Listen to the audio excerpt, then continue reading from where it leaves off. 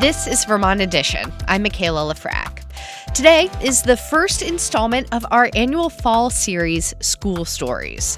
Every Tuesday for the next month, we'll focus on issues related to Vermont's elementary, middle, and high schools. This week, school consolidation. A task force in Vermont is currently drafting up new school district boundaries. The goal is to reduce the number of districts by 2028, districts that are larger and more streamlined. This effort grew out of a new law, which grew out of years of frustration about education costs. Vermont communities have faced sizable property tax increases over the past few years. Those increases, coupled with declining enrollment in schools, led us here. Later in the hour, we'll hear from members of the task force and a superintendent in charge of one of our state's supervisory unions. But first, here to help us understand this process a bit better is Vermont Public's education and youth reporter, Lola Dufour. Lola, hi. Hey. Hi, Michaela. Thanks for having me. Yeah, we're glad to have our listeners here this hour as well. Our phone lines are open. Perhaps you have a question about how Vermont is planning to consolidate its school districts. Are you worried a school in your area might be forced to close as a result of the process? Call in at 800-639-2211. You can also email us your thoughts to vermontedition@vermontpublic.org. So Lola, help us set up the conversation here by describing how Vermont's school system is structured. How many school districts and supervisory unions does the state currently have? Yeah, that's a really good place to start because it's we have a pretty complicated landscape that confuses a lot of people, including sometimes, this reporter. Yes, me too. So we have 50 plus supervisory unions / school districts and over 100 school districts. Now I can explain what that actually means. So we have sort of three different types of what people would think of as school districts in Vermont. I'll start with the simplest. We have supervisory districts, and that's when you have one superintendent and one school board, and they're all overseeing the same schools. That is the simplest. That's what you usually think of when you think of a school district. And then we have these things called supervisory unions. And these are kind of umbrella school districts, or you can think of them as like Russian nestling dolls. So if you have a supervisory union, you have one superintendent, one central office, but you have different independent school boards with their different independent budgets that are overseeing, their parts.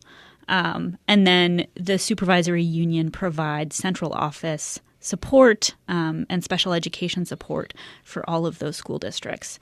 And then school districts, just simple school districts, are those constituent parts of supervisory unions. So I hope that clarifies things for people. Well, essentially, the argument is that this structure is part of the reason why Vermont's education system is so expensive, as evidenced by the increase in property taxes over the past few years. When did that argument really gain steam? I mean, that has been an argument basically as long as we have had schools in Vermont. And, this landscape has changed over time, but the fact that it is still pretty hyper-local and not at all streamlined has always kind of fed this argument that at least part of our problem here is that there are too many cooks in the kitchen.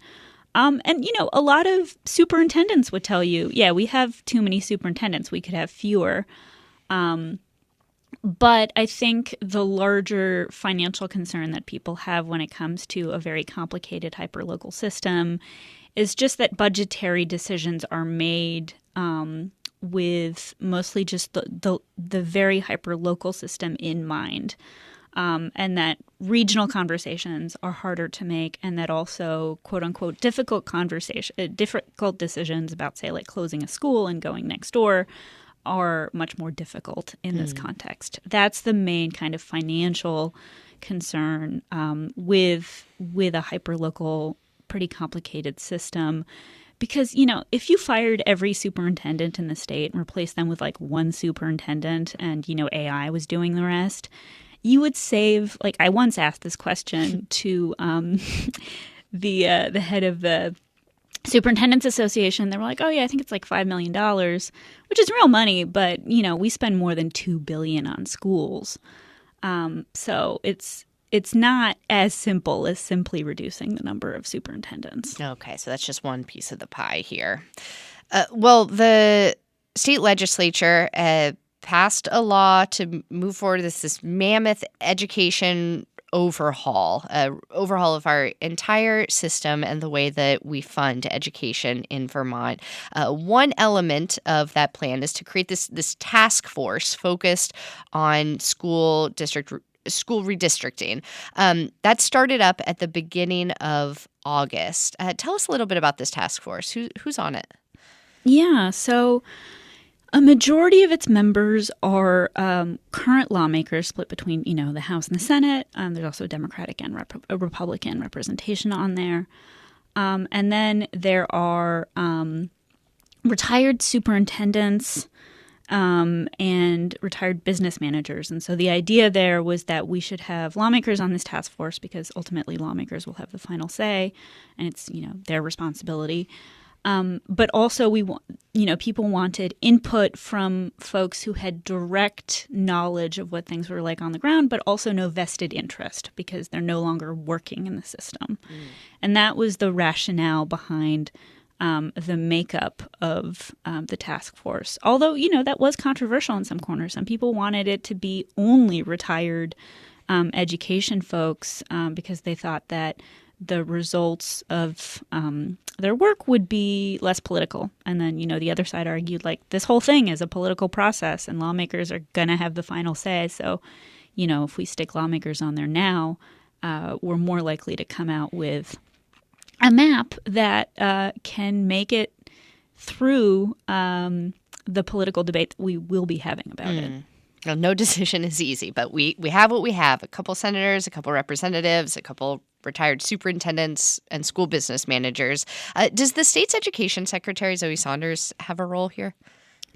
She will play a very important but informal role. She's going to be called to testify a ton. She's going to be called to provide data on what the actual landscape looks like. And so she'll be asked to weigh in that way, right? Okay. Because they also have to think about like how practical and implementable is what we are recommending. But she is not herself on the task force. Okay. And what's the task force goal and time frame? Because I think it's important to be clear here. They're not creating like one map that, in December is suddenly going to become the map of school districts across the land. That's correct, and that's really important to emphasize. So their job is to come up with up to 3 different possible maps and to send that along to lawmakers who reconvene in January. That is, and I should note, like, that's not a lot of time to do something this big, and a lot of them have already started to complain about the timeline involved. But the kind of political atmosphere has made, I guess, that timeline necessary. And they've had 2 meetings so far, one on the 1st of August, the other on August 19th. How's it going so far? I think it's going pretty well. But, these kinds of task forces, commissions, nothing happens until the very end. People have very long-winded philosophical discussions. Sometimes it gets kind of heated. I expect it will get heated here. But if the past is prologue, absolutely nothing will happen until the very end. They'll probably request a small extension, and a report will appear at the very, very last minute. And that's not a knock on them. That's just the way that this process usually works. Well, we're going to have 2 members of the task force join us in just a moment. So I'll see if that's the timeline that they're planning on. We can hold them to it. So mixed into all these conversations, Lola, about school consolidation is this ongoing debate over school choice. Some Vermonters can use vouchers to go to schools that are outside their area, outside their school district. If, for example, it doesn't have elementary school. We got an email about this from Mary in East Haven, who writes, "Are the changes to school choice expected to save the state any money, and any estimates as to how much?" Yeah, so that is such a good question because it gets to what will likely be the most difficult conversation, the most heated conversation that this group is going to have. Because remember how we were talking about that complicated thing called a supervisory union? The reason that we have often maintained supervisory unions in Vermont is because school districts that offer vouchers cannot be the same thing, the same school district as a school district that operates schools. And so that means that the lines we draw have dictated where there are vouchers and where there are not. And so this redrawing effort will presumably dictate where we keep choice, where we get rid of choice, where we expand choice. And, the good news is if you're on either side of that debate, you love choice, you want it to expand, or you hate choice and you think it ought to be restricted, the different this task force has representation from both those points of view. There are representatives who are proud defenders of Vermont's tuitioning system. And then you have other members who are very worried that it erodes the public system, leaves it with fewer resources to deal with the most high-need kids. So we should be seeing a very lively debate about that. To our listeners' question, I can't tell you how much we would save if we changed the way we do school choice because, they haven't really looked at that yet. There's no serious modeling. And again, we don't yet know where choice would expand, where it would go away. So TBD, but that is definitely something to watch. Yeah. So all this work is going to be going on throughout the fall and early winter. Are there other types of work that are happening sort of behind the scenes before the legislative session starts up again in January, Lola, in this education reform realm that you're keeping an eye on? Or is this the main one? Well, this is the main one. The Commission on the Future of Public Education, which is a separate task force, which was initially supposed to be tasked with coming up with a big overhaul, is continuing to meet and is going to be helping this redistricting task force collect public feedback, I believe. So that's the other thing. But that's not, they're not going to be producing anything that is going to have that much other than helping to collect input. They don't have any decision-making power here. So this is the thing to watch. And of course, I'm very curious what budgeting is going to start to shape up and look like as we get into that part of the year.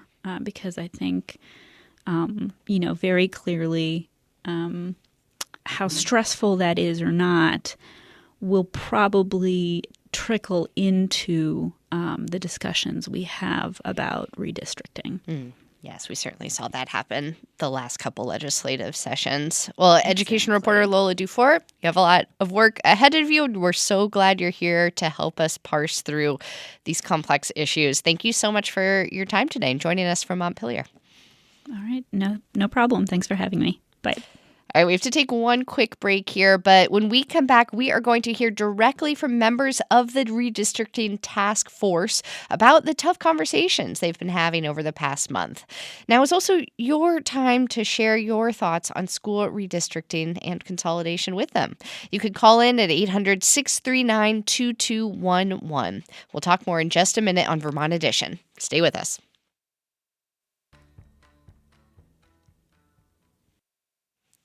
Welcome back to Vermont Edition. I'm Michaela Lafrac. This hour, we are discussing school consolidation. It's the first installment in our fall series, School Stories. Every Tuesday for the next month, we're taking on issues related to Vermont's public education system.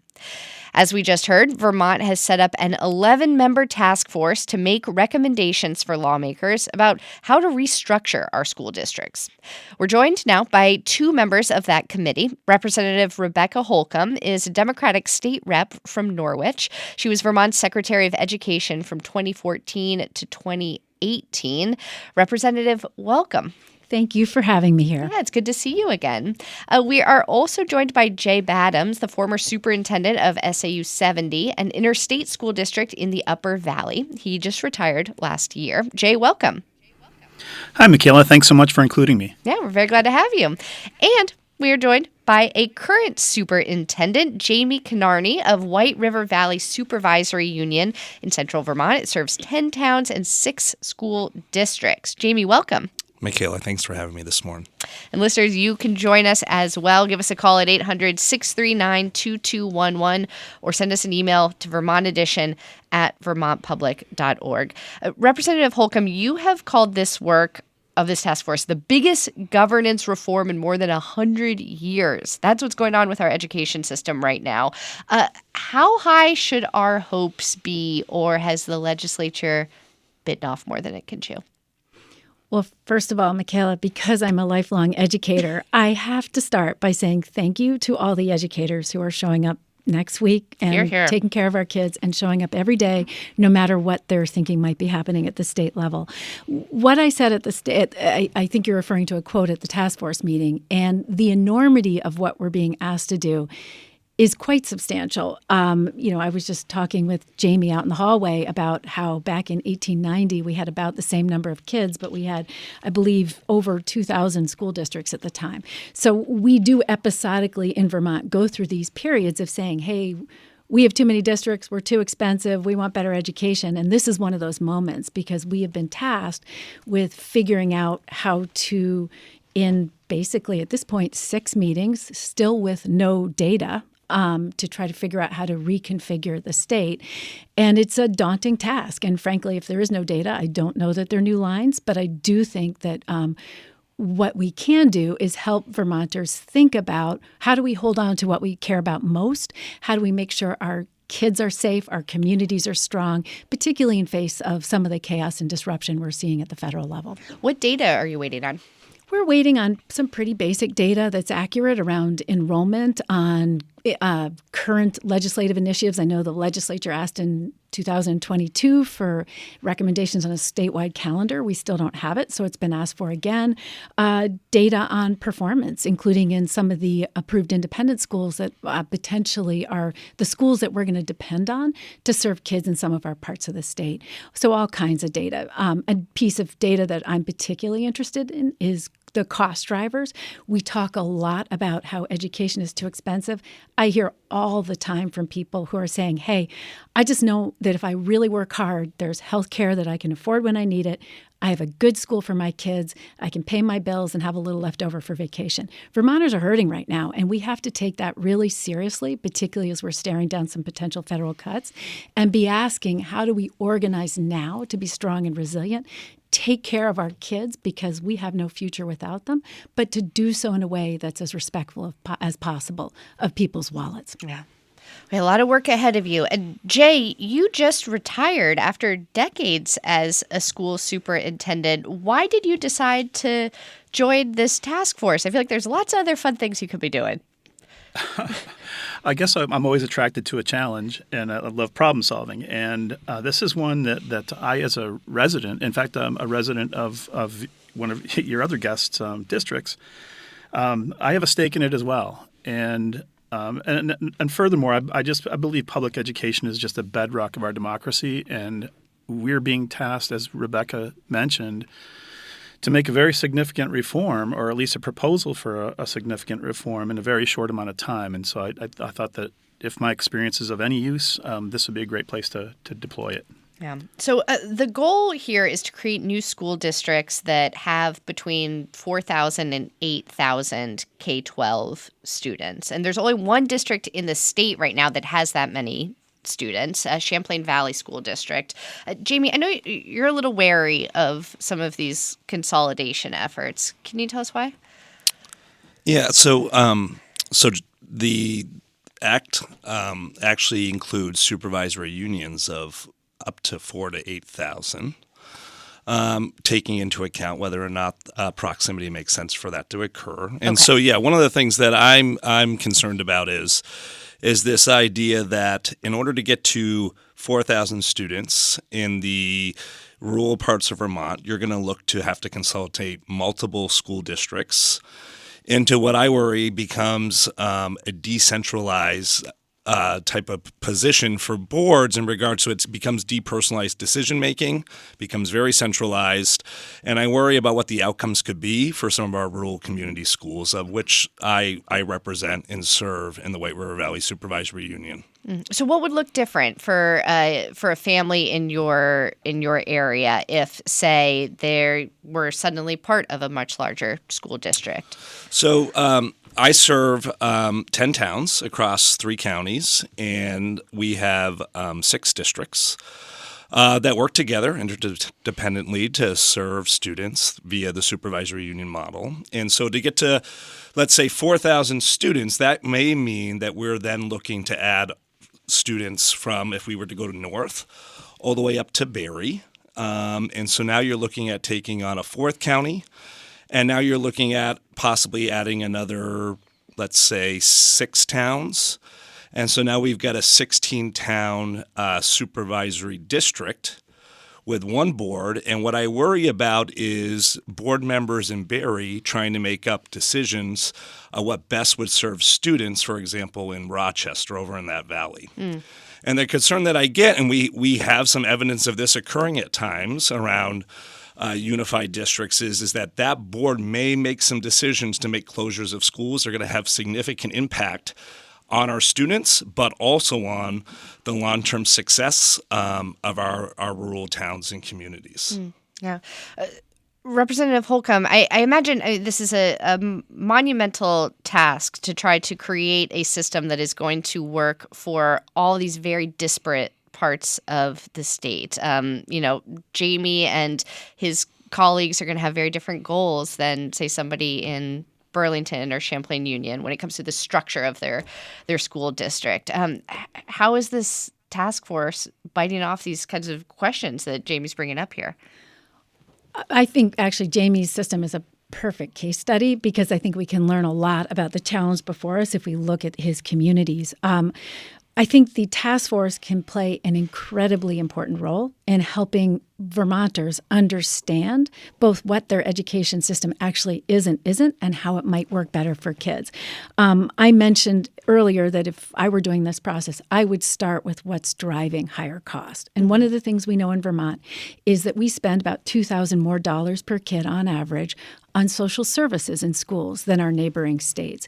And one of the challenges that I'm suspecting, and I'm saying this because I know that Jamie has been a strong proponent of community schools, but our schools are the social service safety net in so many of our communities for so many of our schools. And, you mentioned Barrie. In our bigger urban areas, they don't need the school as much because there is a variety of other service agencies very close to the school that may pick up some of those services. That really, if in some of these rural communities that school wasn't there would be no other provider of services. In fact, I looked at employment data in Essex County, our most rural county, years ago, and I think something like 40% of benefits in that state are tied to municipal government, which is mostly school districts. So if no one up there has health insurance because the school closes, that has some really interesting implications that are really different than what you're dealing with in Barrie. So we have to be paying attention to that. And, Jamie, you mentioned another issue, which is this whole issue of tuitioning versus operating public schools. And, if we are going to merge to a district to get to 4,000 kids in our area, would have to be just about the size of Windsor County. And right now, the different districts, some operate public schools at every grade level, some operate at the elementary level and tuition at the secondary level. that decision has to be made. Are we providing public education or are we tuitioning kids? And that has huge implications for cost. And merging has huge implications for cost. If you think about the proposal from the governor, if you merge just the northwest corner of the state, you'd have to level up all the salaries. And we were talking outside about by the time you're 7 or 8 years into the profession, there's about a $10,000 gap between the highest and lowest salary. So the first consequence of merging is probably a significant increase in total spending for the exact same system, because there is no construction aid, there is no reconfiguration of schools right now. So is that the right choice right now? When we know we might lose, 200, 300 million in Medicaid? We don't know. Those are the kinds of issues that the task force can really try to educate the legislature about, because there's no, if someone tells you this is easy, they're selling you a bridge. and I got a second bridge out there. But we can help make some of those very hard decisions and trade-offs crystal clear, so people are going in with good information in a way that we were not doing last session. Yeah. Well, you brought up a couple different ways in which the what's going on at the federal level is affecting this conversation here in Vermont. And Jay, I'd love to hear your thoughts on that too.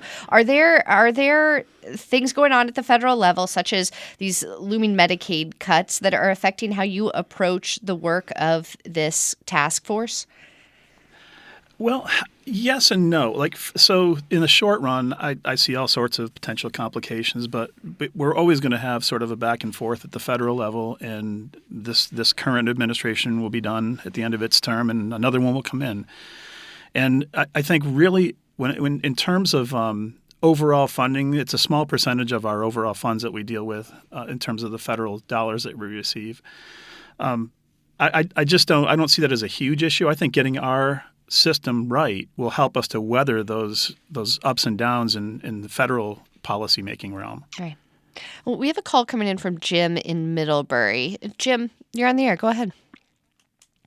Yeah, hi. Couple of points real quick. One is Vermont is so complicated in school districts in part because of the geographic nature, because of the mountains. Okay, so it's very different down here in the valley to just drive 15 minutes away up into the hills. You've got an entirely different climate. You've got different seasons that vary by about 2 weeks, and it's just different. So scheduling snow days, things of that nature, scheduling the opening and closing of school, all of that is different, only 15 minutes away. So that's one point I want to get across that I think really complicates this. And another point that I want to point out is on a cost driver. One of the biggest cost drivers universally through school boards is the cost of health care. And, school property taxes going up in large part because of the rising costs of health care. And if we were to focus on getting that under control, maybe that would help some of the other problems. So I just want to leave you with those thoughts. Well, Jim, thank you. It was good to hear your rooster out there as well. Jamie, let's talk for a moment here about healthcare while we're talking about federal level issues too. And I'm glad, Jim, that you brought that up. How big of an impact is that having on your area's school budgets? So I was just thinking, so I'm going into year 6. So over the last 5 budget cycles, healthcare has increased depending on the plan, between 40 and 55% for my employees over the last 5 years. Certainly wages haven't done that. And so it's just another fact, right? So for a family plan for one of my employees, the cost now to the district is pushing $40,000 per employee, per FTE. And so, that is absolutely a huge driver. And I was saying to Representative Holcomb earlier outside as well, is that when we moved about 10 years ago, I believe it was about 10 years ago, yes, Representative Holcomb says, about 10 years ago to a statewide negotiated health insurance plan, we were promised that was going to result in savings. And I think many of us hoped at least it would curb the bend, right, for increases. But what we've seen is that it's negotiated statewide. A lot of folks think this is negotiated locally at your district level. It's not. It's a statewide bargain plan. And so your local school boards and districts don't have any control in regards to negotiating those costs. And so, again, example, we now centralize this bargaining. We're promised savings, and we haven't even been able to curve the bend. What we've seen is a significant increase over the last 10 years. Representative Holcomb, your thoughts there? I think healthcare is a huge driver of cost, and it's not just in teacher salaries. It's also, frankly, in health-related services for kids, and we've seen significant cost shifting from the general fund into the ed fund. And I think increasingly, we have to understand that you can take it out of one pocket and put it in the other, but it's still the taxpayer trying to figure out how to handle it. I do think there are substantial opportunities for savings, and what's frustrating is we haven't talked about where are there opportunities to do better for kids and also do better for the taxpayers who are working hard and then sending those dollars to the state to support kids across the state. And so I do hope we can get back to that conversation. You think we haven't talked about that? One of the examples I shared the other day is that there is an error or a problem with our special education funding formula. And when Jamie is trying to figure out how to treat a child who may need a very specialized setting, if he tries to create that setting in-house in his district, he is penalized by our special education formula much more than if he sent that child to a for-profit setting that costs 3 times as much. And so we're actually disincentivizing in some ways the kinds of opportunities for kids that might leave them better off, but that would actually save a lot of money for taxpayers statewide. And we need to be having those kinds of conversations, and asking what's the best way to do this. Yeah. Well, we are going to have to take a break in just a moment. But before we do, I would love to get each of your thoughts briefly on the first point that Jim in Middlebury brought up, which is the complex geography of the state of Vermont and how that might impact this redistricting effort that's underway. Jay, how are you approaching that in your work on the task force? Well, I'm excited. We do have the resources that have been provided for us by the state to have multi-layered GIS mapping. So we're definitely taking this into consideration. It's been part of our discussion, and it can be done. And again, this is the whole point that Rebecca made early on about data, and right now the lack of it. Is that once we have the data we really need to make these decisions, we'll be able to show the public the reasoning behind them. And I think that's going to be a big factor in what can be a very emotional process, having gone through pretty big consolidations in the past. And Representative? I think geography's a reality. I mean, again, a district of 4,000 kids in Jamie's area of the state is the size of Windsor County. It's also the size of Mount Mansfield, that union. So it's just a much bigger area, and so it does have an impact. And there are, you have to. I mean, I know when I was a principal, we used to decide how many buses to run by setting the maximum bus run length, and so if you have longer distances, you're going to run more buses because you can't put a kid on a bus for over an hour if they're a little kid. So, there are a lot of complexities. And, I was looking at one of the fastest growing line items in the Ed Fund is student transportation. Part of that is because we have a lot of rural kids who need busing. Part of it's because the cost of fuel is going up so much too, so it's not like these school boards and these superintendents are going out and just raising money, taxes. They're trying to deal with the same thing Vermonters are dealing with, the rising cost of heating fuels, the rising cost of healthcare. And how do we, in the context of this broader inflation, how are we trying to marshal our dollars to get more for kids? And I think, Jay is right. There are places of the state, particularly at the high school level, where people are starting to say, yeah, we're just not big enough. And I think you ought to ask Jamie to close out, what was the benefit for Bethel and Royalton at the secondary level of putting their kids together? Jamie?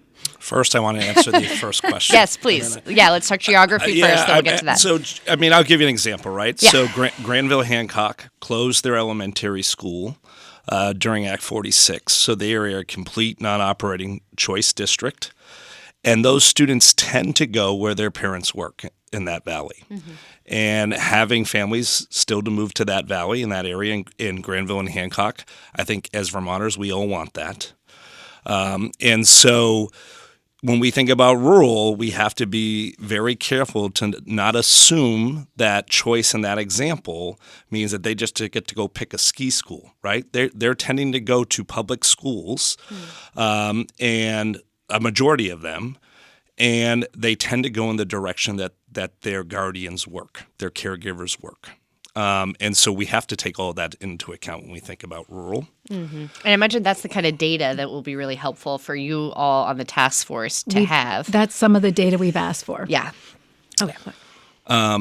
And then when we think about rural, bus rides, again, are really important. I'm going to give an example, right? So Roxbury closed its elementary school with the Montpelier-Roxbury Unified District. And I'm not picking on my colleague in regards to this, right? That was a decision that district board made, but it has resulted in bus rides of about 2 hours. And I hear a lot about in this bill that we're talking about equity, but I get very concerned about when we talk about equity, how are we going to ensure that after-school programming and opportunities for co-curriculars and extracurriculars take into account that some of our families can't have their child on a 2-hour bus ride home. And Representative Holcomb, I know you brought up a specific school situation that you wanted me to ask Jamie about. I am not aware of what that is. I'm going to be totally honest with you, but I'm hoping you could maybe provide a little context so that we can address that. I think Jamie knows. Do you want to take it away? So White River Unified District. So under Act 46, my supervisory union merged 2 supervisory unions just prior, and we went from 10 town school districts to we're at 4 unified districts and 2 town school districts, down to 6. One of them was Bethel operated a pre-K-12 district, and Royalton operated a pre-K-12. They merged into a pre-K-12 district that resulted in a unified middle and a unified high school. And the results that we've seen is an example in Royalton, the tax rate right now, 5 years into the merger, is less the equalized tax rate than it was 5 years ago. There's lots of reasons for that, of which one, I think the most important one that I have to emphasize is those communities had voice, and it was a voluntary merger. There was buy-in. They had a vision. One of the things I worry about right now is that we're going to draw maps and we're going to create districts in the next 6 months, and I don't know how we're including community voice and buy-in in regards to visioning what those districts are going to be. Well, hopefully this program is one teeny tiny part of that, so please call in if you have thoughts. 800-639-2211 is Vermont Edition's number. We have to take a short break, but we're going to come right back to this in just a moment. Stay with us. Welcome back to Vermont Edition. I'm Michaela Lafrac. If you're just joining us, we are discussing efforts to consolidate and streamline Vermont's school districts and supervisory unions.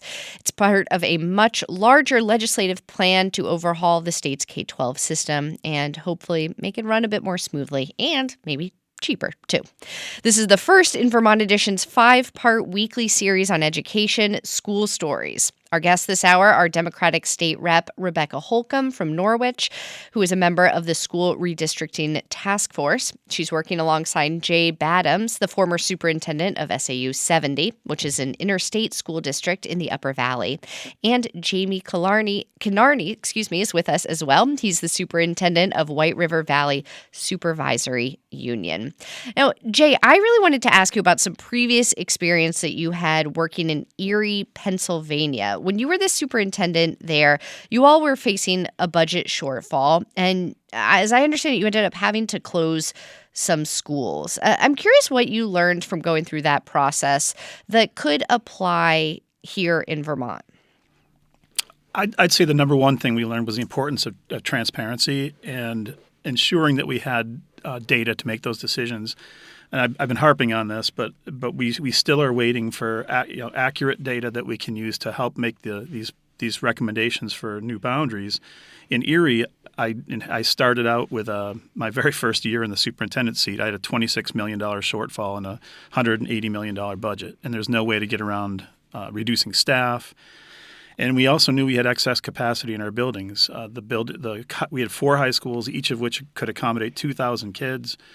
And we had maybe 1,000 in one of them, and the rest were anywhere from 600 to 800 kids.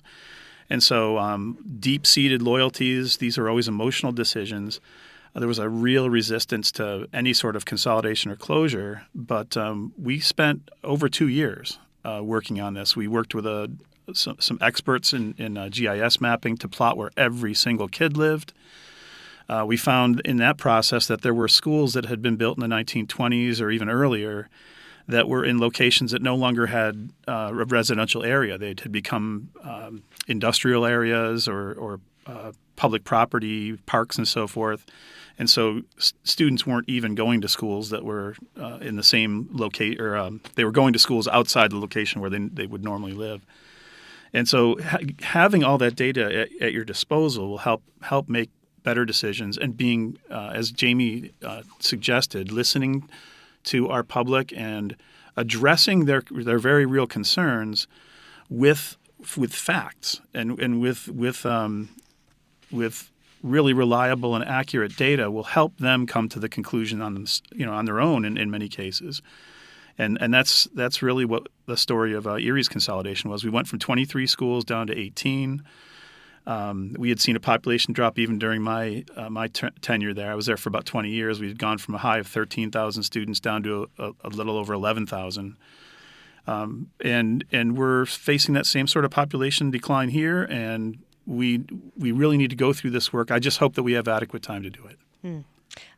I'm hearing a couple themes emerge here: the need for reliable data and community buy-in. On that subject of school bus rides and the long amount of time that the kids can end up on the bus if we're not paying attention to that data. We got an email from Sailor who writes, I went to a high school with multiple sending towns, and I remember classmates having to get up at 6 a.m.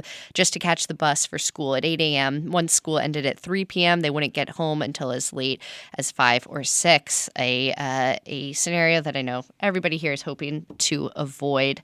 On this subject of declining enrollment, Jamie, I'm wondering if you could talk us through how enrollment in your area has changed over the years that you've been there, because it's certainly affecting the way that we budget for our schools. So we've done a bunch of data work in regards to population projections. We've actually stabilized. We're not seeing decline enrollment over the last 5 years in the White River Valley. Okay. And so that's a positive trend. Either stabilized or grown. And one of the things that we've seen, in as an example, in the White River Unified District, we've been on the reinvest due to that merger back into our high school. And what has resulted in is that we've actually been able to increase our enrollment just for tuition students, because we do have some school choice districts within the supervisory union choosing to come to our public high school, from 42 up to 83 students now. Enrolled 6 through 12 at the middle and high school, and we've been able to reinvest that revenue into creating more opportunities for kids, which has been a great success. And we're thinking not just here about the current enrollment, but trying to project out into the future what the state is going to look like in years to come. And we're getting back to this need for good data here, Representative Holcomb. But I'm wondering if there is, if that's part of the conversation, thinking about how, the state, as many other parts of the country, is urbanizing. Populations are shifting and moving, not just declining, but shifting to population centers. Is that affecting your conversations about these maps for the future?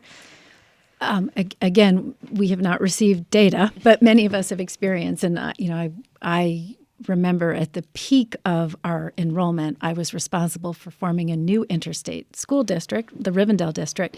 And one of the motivating reasons was that all the schools around us were telling us that they wouldn't have capacity for our high school students.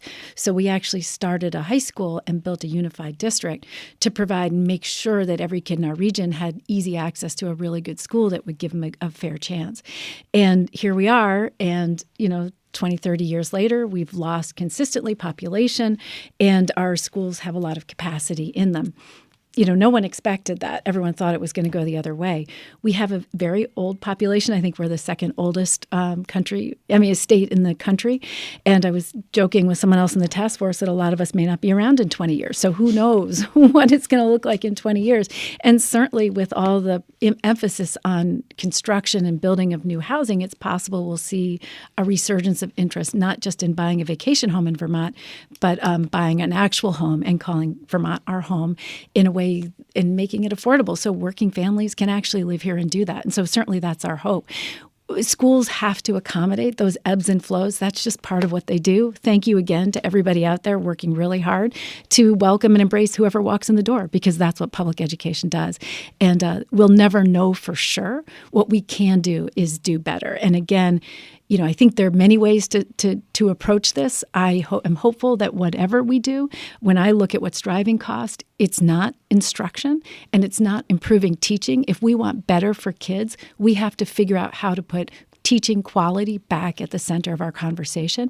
And whether it's through boards of collaborative education services or reconfigured districts, we have to get back to making sure every child has the best teacher we can give them. Yeah. I wanted to try to squeeze in one more listener voice here. We have Kevin calling in from Randolph. Kevin, go ahead.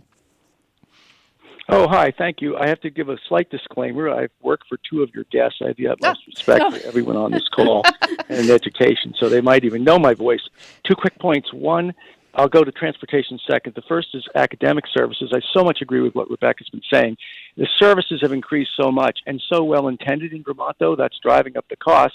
And I, as a public school teacher, would frequently be running a class of 25, 26 kids, have 6 to 7 out at a time while I'm trying to teach algebra or history or science, and then make that all work as a teacher. These kids are going out for services they need, or they're going out because they're traumatized about something, but that has influence and impact academics. And the number of people having to work to run a school, the number of FTEs that Janie has to deal with, is extremely high, and that's driven up the costs. The second quick point I'll make was transportation. I'll be fast because of the rural nature of Vermont schools.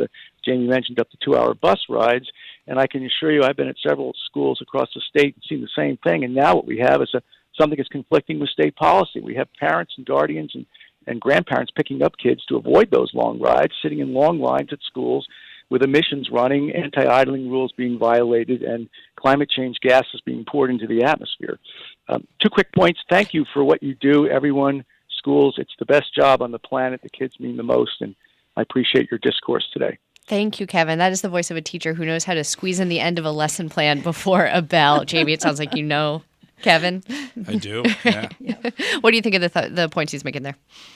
Oh, Kevin's spot on, right? I mean, in regards to the community school work, I mean, we see that we need to make certain that we are creating community partners to best serve our families and wrap around our caregivers and kids. And so Rebecca's absolutely right, and Kevin, in regards to, at the WRVSU, we provide dental services. We have pediatricians that are in our schools every day. Yeah. We partner with our community mental health center. And when you brought up Medicaid, one of the things that I get most concerned about is that many of our school districts, we partner with our community mental health agencies to serve our kids socially, emotionally.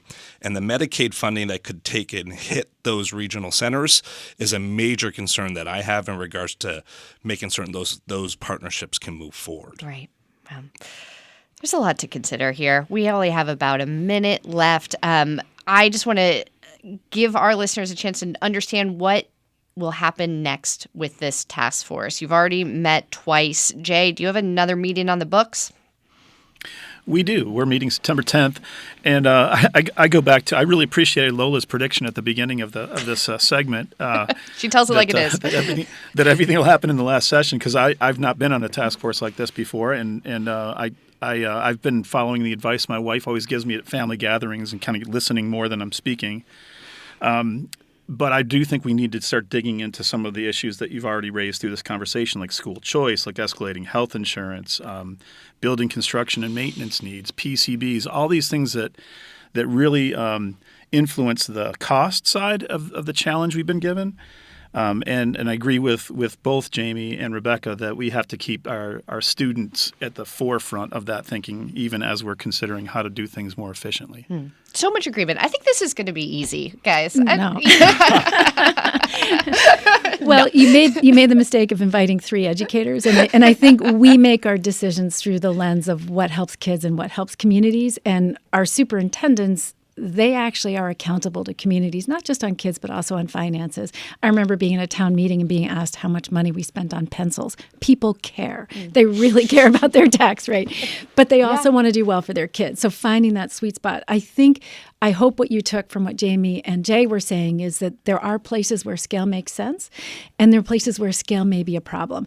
And part of what we can do is try to think about where we should be achieving scale so that we can offer kids better opportunities.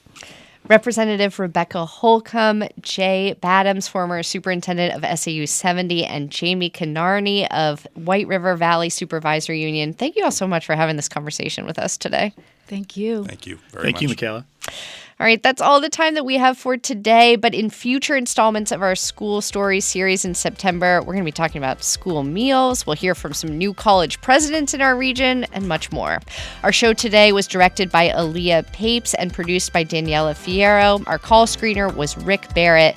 I'm Michaela Lafrac. Thank you so much for listening, and we'll catch up again soon.